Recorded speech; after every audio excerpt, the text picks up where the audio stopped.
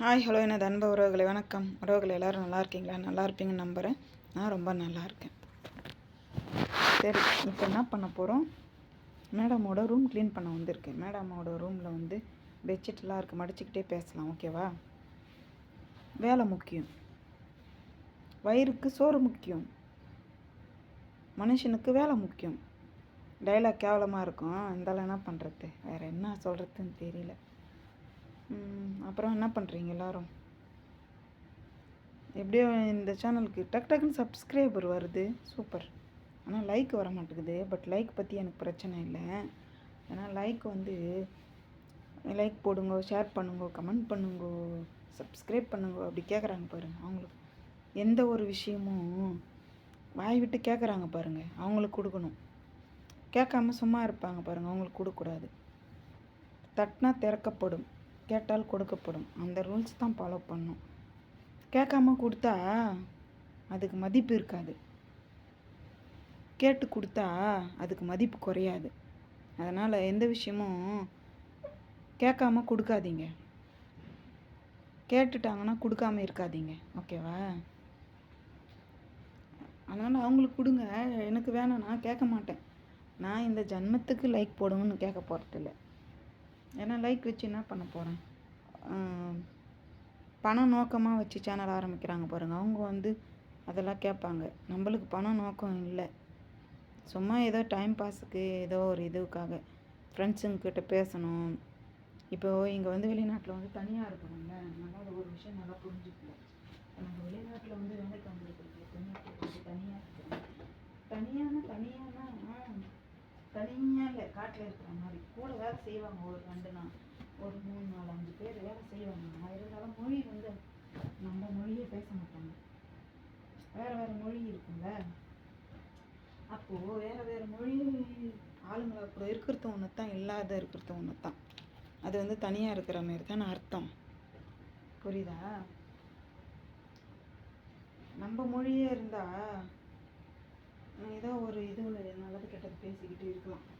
என்னாச்சு இப்படி அப்படி, எங்கள் வீட்டில் அப்படிங்க இப்படி. இன்னொரு விஷயம் நல்லா தெரிஞ்சுக்கணும், பொம்பளைங்க வந்து பேசாமல் இருக்கவே முடியாது ஆளுங்களால். அவங்க வாயை வச்சுட்டு பண்ணியே இருக்க மாட்டாங்க, ஆச்சா? அப்போ அந்த மாதிரி லேடிஸ்னால என்ன பேசிக்கிட்டு இருக்கணும்.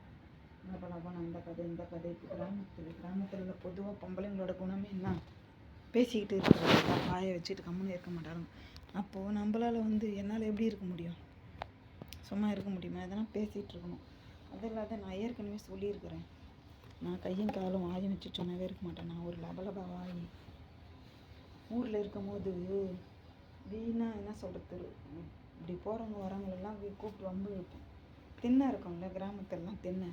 அது மாதிரி திண்ணையில் எப்பயாச்சு நான் ஆட்டோ ஓட்டிகிட்டு போகும்போது கூட, சவாரியெல்லாம் முடிச்சுட்டு ஆட்டோ தனியாக வரும்போது யாராச்சும் லேடிஸோ ஜென்ஸோ யாரோ நடந்து போனாங்கன்னா நிறுத்தி வரீங்களான்னு கேட்பேன். ஆட்டோவில் வரீங்களா, காசு இல்லைம்மாண்ணா. அவங்கக்கிட்ட யார்ப்பா காசு கேட்டது, எங்கே போகணும், வாங்க அங்கே விட்டுறேன், அது வரைக்கும் பேசிக்கிட்டு வாங்கன்னு சொல்லிவிட்டு அடம் பிடிச்சி வம்ப இழுத்து உட்கார வச்சு எடுத்துன்னு போய் அவங்க போகிற இடத்துல விட்டுட்டு காசு இல்லைன்னு சொன்னவங்க கூட ஒரு 5 10 அப்புறமா கொடுப்பாங்க. அது வாங்கிக்குவேன், அது வேறு விஷயம்.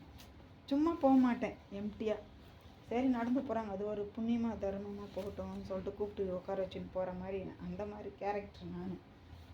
ஊரில் சவாரியெல்லாம் முடிச்சுட்டு ஆட்டோலாம் நிறுத்திட்டு போயிட்டு ஒரு டீ காஃபி போட்டு குடிச்சிட்டு தினமலை உட்காந்தோன்னா யாரும் இப்படி போகிறாங்க, எனக்கு முறையாக இருக்கிறவங்க இல்லை யாராச்சும் அத்தை முறை மாமா முறைலாம் என்னப்பா மாம்ஸ் நல்லா இருக்கேன், சாப்பிட்டியா, அந்த மாதிரி கேட்டு வம்பு இழுப்பேன். யாராச்சும் வயசானவங்க, எங்கள் அத்தை கிழவி யாராச்சும் கிழவி வா சாப்பிட்டியா, வெத்தலை போட்டுக்குவா அப்படி சொல்லிட்டு எங்கள் அம்மாட்ட போய் வெத்தலை வாங்கினது அதுங்களை கொடுத்த ஒரு 10 நிமிஷம் உட்கார வச்சு, எப்படி உன்னோட வழக்கெல்லாம் பழைய காலத்தெல்லாம் எப்படி என்ன பண்ணேன் அதெல்லாம் கேட்பேன். நோண்டி எப்படி இருந்துச்சு அந்த காலத்தில். அப்போ அந்த கேள்விங்கெல்லாம் சொல்லும், அந்த காலத்தில் 1 பைசா 2 பைசாக்கெலாம் நாங்கள் படத்துக்கு போய்க்கிறோம். எங்கள் அம்மாக்கிட்ட 5 பைசா வாங்கின்னு போனோன்னா படத்துக்கு போயிட்டு படம் பார்த்துட்டு நல்லா சாப்பிட்டு நடந்தே வருவோம். நல்லாயிருக்கும், மாட்டு வண்டியிலலாம் போயிருக்கிறேன் அப்படிலாம் சொல்லும். அப்போ அதெல்லாம் கேட்டுன்னு ஜாலியாக இருக்கும். அந்த மாதிரி இருந்துட்டு இந்த மாதிரி தனியாக இருக்க முடியலன்னு தான் நான் இந்த யூடியூப் சேனல் ஆரம்பித்தேன். ஏன்னா பேசிகிட்டு கிடக்கலாம் அழகழகன்னு அப்படின்னு, புரியுதுங்களா? ஒரு ஐடியா சொல்கிறேன் உங்களுக்கும். நீங்களாம் யாரெல்லாமே தனியாக இருக்கிறீங்கன்னா, இந்தமாரி ஏதாச்சும் ஒரு சேனல் ஆரம்பித்து உட்காந்து பேசிட்டு கிடக்கு, சூப்பராக இருக்கும்.